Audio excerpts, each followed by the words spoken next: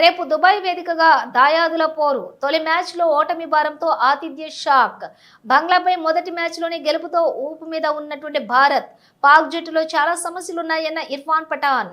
అద్భుతమైన ఫామ్ లో ఉన్నటువంటి టీమిండియాను నిలువరించడం అంత సులువు కాదని వ్యాఖ్య. రేపటి గేమ్ లో తప్పకుండా భారత్దే పై అవుతుందని జోస్యం.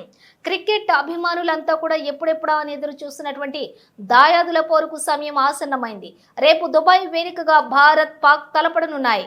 మొదటి మ్యాచ్ లో బంగ్లాదేశ్ పై గెలిచి ఊపు మీద ఉన్నటువంటి టీమిండియాను తాము ఆడిన తొలి మ్యాచ్ లోనే ఓటమితో కంగుతిన్న అతిథి పాక్ నిలువరించడం అంత సులువు కాదని భారత్ మాజీ క్రికెటర్ ఇర్ఫాన్ పఠాన్ అన్నారు.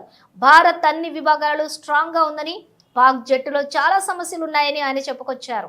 పరిమిత ఓవర్ల క్రికెట్ లో పాకిస్తాన్ పూర్తిగా వెనుకబడింది. మోడర్న్ డే క్రికెట్ ఆడటంతో అదే దేశ ఆటగాళ్లు విఫలమవుతున్నారు. ఆ జట్టులోని సీనియర్ ప్లేయర్ తమ స్థాయికి తగ్గ ప్రదర్శన చేయలేకపోతున్నారు. వారి ఆట ఇంకా ఆందోళనకరంగానే ఉంది. కివీస్ తో జరిగిన మ్యాచ్ లో వారి యొక్క ఆట తీరును అందరూ చూశారు. ఇక దాయాదుల పోరులో భావోద్వేగం, ఒత్తిడి అనేవి కామన్. ఎవరు వాటిని సరిగా హ్యాండిల్ చేశారో వారే విజేతలుగా నిలుస్తారు. ఇటీవల స్వదేశంలోని ఇంగ్లాండ్ తో జరిగిన సిరీస్ లో ఒత్తిడిలోనూ భారత్ అద్భుతంగా ఆడింది. పరిమిత ఓవర్ల క్రికెట్ లో మంచి ప్రతిభ ఉన్నటువంటి ఆటగాళ్లు టీమిండియాకు చాలా మంది ఉన్నారు. గాయం తర్వాత కంబ్యాక్ చేసినటువంటి మహమ్మద్ షమి తొలి మ్యాచ్ లోనే 5 వికెట్లతో సత్తా చాటాడు.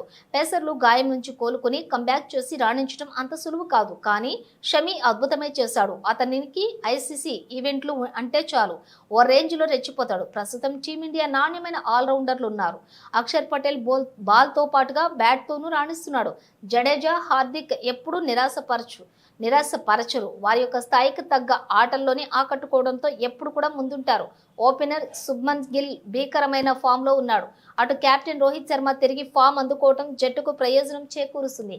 రోహిత్, విరాట్ కోహ్లీ రన్స్ కొట్టడం మొదలు పెడితే వారిని ఆపడం ఎవరి తరమూ కాదు అని ఇర్ఫాన్ పఠాన్ చెప్పుకొచ్చారు.